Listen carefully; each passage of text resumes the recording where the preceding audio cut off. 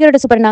இன்னையோட hot topic எல்லா சேனல்ஸ்லயும் நியூஸ்லயும் வரக்கூடியது சுனிதா வில்லியம்ஸ் மற்றும் க்ரூ 9 மெம்பர்ஸ் நாசா மூலமா ஸ்பேஸுக்கு போய் 9 நாள்ல திரும்பி வர வேண்டியவா 9 மாதம் கழிச்சு சேஃபா ஸ்பிளாஷ் லேண்டிங் ஆனா ஸ்பேஸ் எக்ஸ் டிராகன் கேப்சூல்ல.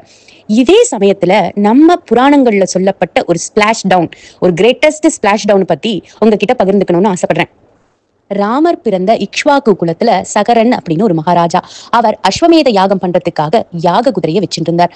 அதை பாதுகாக்கிறதுக்காக அவருடைய 60,000 பிள்ளைகளும் இருந்தா. திடீர்னு அந்த குதிரை காணாமல் போனது. எப்படி அப்படின்னா, யார் தபஸ் பண்ணாலும் இந்திரனுக்கு ஒரு பயம் வந்துடும், அவனுடைய பதவி பறி போயிடுமோ அப்படின்னு. அதனால இந்த குதிரையை திருடி கொண்டு போய் பாதாள உலகத்தில் இருக்கக்கூடிய கபில மகரிஷி அவர் தபஸ் பண்ணிட்டு இருக்க இடத்துல இந்த குதிரையை கட்டி வச்சிடறான்.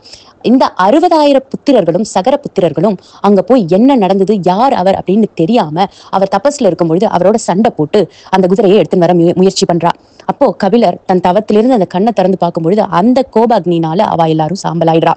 சகரர் இங்க தன் புத்திரர்களையும் காணும், திருடி போன குதிரையும் காணுமேன்னு வெயிட் பண்ணிட்டு இருக்கும் பொழுது அவருடைய பேரனான அம்சுமான் கிட்ட சொல்லி அவளை போய் பார்த்துன்னு வர சொல்றா. இவரும் அவருடைய இன்ஸ்ட்ரக்ஷன்ஸோட தன் முன்னோர்கள் போன வழியிலேயே அந்த பாதாள உலகத்துக்கு கிளம்புறார். அங்க போய் சேர்ந்த அம்சுமானுக்கு மிகப்பெரிய அதிர்ச்சி. மலை குவியல்களாட்டம் சாம்பல். அந்த சகர புத்திரர்கள் 60,000 பேரும் சாம்பலாக எரிக்கப்பட்டார். என்ன நடந்தது அப்படின்னு தெரியாம பார்த்து கதறி கதறி அழுதார் அம்சுமான். அப்ப பக்கத்துல இருக்கக்கூடிய கருடன், இவர்கள் எல்லோரும் கபில பகவானால் எரிக்கப்பட்டவர்கள், இவர்களுக்கு நீ நல்ல கதியை கொடுக்கணும் அப்படின்னா இந்த பூலோகத்தில் இருக்கக்கூடிய புண்ணிய தீர்த்தங்களால கொடுக்க முடியாது, தேவலோகத்தில் இருக்கக்கூடிய கங்கையால தான் கொடுக்க முடியும் அப்படின்னு சொல்றார். அதற்கு காரணம் என்ன அப்படின்னா, பிராமணர்களால் கொல்லப்பட்டால் அவர்களுக்கு நல்ல கதி கிடைக்காது. அப்பொழுது பூமியில் இருக்கக்கூடிய புண்ணிய தீர்த்தங்களால் அதெல்லாம் கொடுக்க முடியாது. அப்ப தேவலோகத்தில் இருக்கக்கூடிய கங்கையால தான் இதை கொடுக்க முடியும் அப்படின்றதுக்காக கருடன் இதை சொல்லி வைக்கிறார். இவருக்கு கங்கையை எப்படி எடுத்துன்னு வருது அப்படின்றத யோசிக்கிறதுக்குள்ள இந்த யாக குதிரையை நம்ம எப்படியாவது சகர ராஜா கிட்ட கொண்டு போய் கொடுத்து அந்த யாகத்தை முதல்ல நடத்தி முடிச்சிடுவோம் அப்படின்னு சொல்லி கொண்டு போறார். சகரன் கிட்ட எல்லாத்தையும் சொன்ன உடனே அவருக்கும் துக்கமே தாங்கல. முதல்ல எடுத்த காரியமான யாகத்தை முடிப்போம் அப்படின்னு சொல்லி முடிக்கிறார்.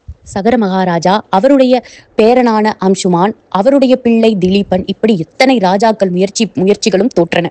அதற்கப்புறம் பகீரதன் எப்படியாவது கங்கையை கொண்டு வரணும் அப்படின்னு எவ்வளவு ஹர்டில்ஸ், எவ்வளவு முயற்சிகள், தபஸ்கள் பண்ணி அந்த கங்கையை கீழே கொண்டு வர முடியுமா, பூமியில கால் பதிக்க வைக்க முடியுமா அப்படின்னு திக் நிமிடங்களோட கங்கையை கொண்டு வந்தான் பகீரதன். இப்படி நம்ம ஒரு விஷயத்தை கஷ்டப்பட்டு பண்ணோம் அப்படின்னா பகீரத பிரயத்தனம் அப்படின்னு நம்ம சொல்றோம். அதே மாதிரி இந்த உலகமே சேர்ந்து ஒரு பகீரத பிரயத்தனம் பண்ணி இந்த சுனிதா வில்லியம்ஸ் மற்றும் அவருடைய க்ரூ இங்க சேஃபா எர்த்துக்கு லேண்ட் ஆகிறதுக்கு பண்ணோம் அப்படின்னு சொன்னால் மிகையாகாது. இவ்வளவு ராஜாக்களுடைய தபஸுகள், எவ்வளவு முயற்சிகள், ஹர்டில்ஸ் எல்லாம் தாண்டி கங்கையை பகீரதன் கொண்டு வந்தானோ அதே மாதிரி எவ்வளவோ முயற்சிகள், எவ்வளவோ அத்தாரிட்டிஸ் முயற்சி பண்ணியும் அதெல்லாம் தோற்று போக சுனிதா மற்றும் க்ரூ 9 மெம்பர்ஸ் ரொம்ப சேஃபா வந்து லேண்ட் ஆனா.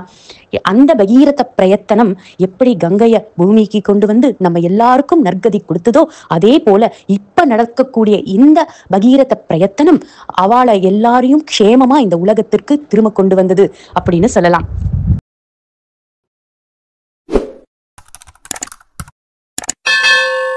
இன்னைக்கு தான்